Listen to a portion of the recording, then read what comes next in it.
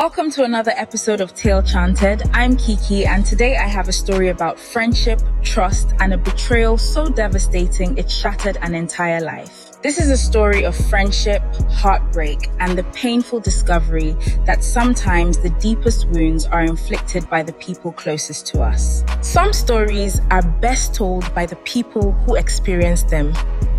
The floor is yours.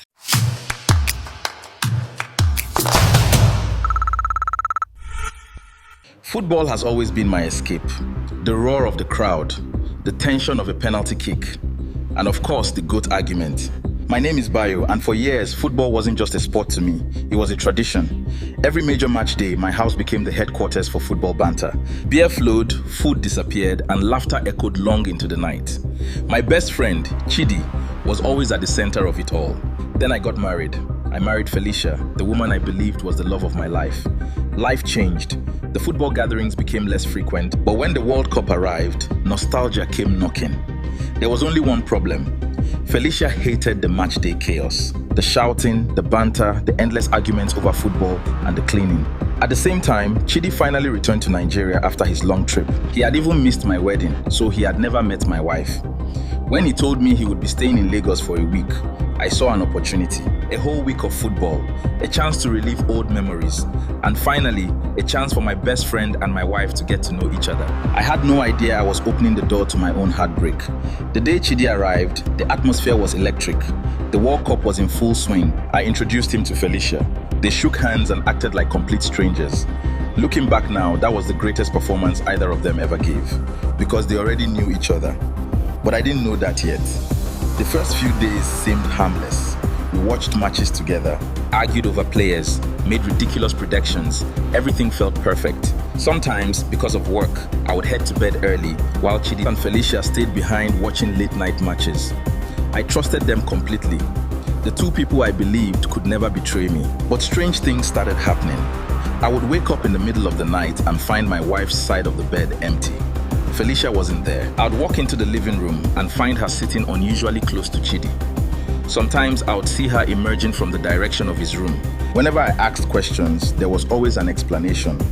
She was bringing him supplies. She was checking if he needed anything. She couldn't sleep. Every excuse sounded reasonable. At least that's what I kept telling myself. Until one night. A night I can never forget. I woke up to use the bathroom. Again, Felicia wasn't beside me. Something felt wrong. Very wrong.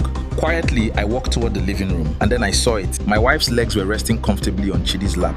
My best friend was rubbing her feet. Tenderly, intimately. I froze. The room suddenly felt colder. When they noticed me, they laughed it off. "You're overreacting," Chidi said. "It's just a harmless massage." Felicia nodded in agreement. I wanted to believe them. But the seed of doubt had already been planted. For days, I couldn't sleep. Questions haunted me. What if there was more? What if I wasn't imagining things? Eventually, I made a decision. I would find out the truth, no matter how painful it was. One morning, I told them I had to work late and wouldn't be home until the next day. They both acted normal, too normal. I left the house, but I never went far. I waited. Hours passed. The clock struck 11 p.m. My heart pounded like a drum. My world ended. On the bed where my wife and I slept was Chidi, and beside him was Felicia, my wife, the love of my life, the woman who promised me forever. I stood there, unable to breathe, unable to understand how the two people I trusted most had destroyed everything. Tears rolled down my cheeks, not because I was angry, but because I was broken, completely broken. My best friend had been involved with my wife for 3 years. 3 years, before I married her, before I stood before family and friends and called her my future, before I trusted him to stand beside me as my brother. They both knew, and they both kept the secret, while I unknowingly built my life on a foundation of lies. I invited my best friend into my home to watch the World Cup. Instead, I watched my entire world collapse. And to this day, I still ask myself one question. Was my only mistake trusting the people I loved the most?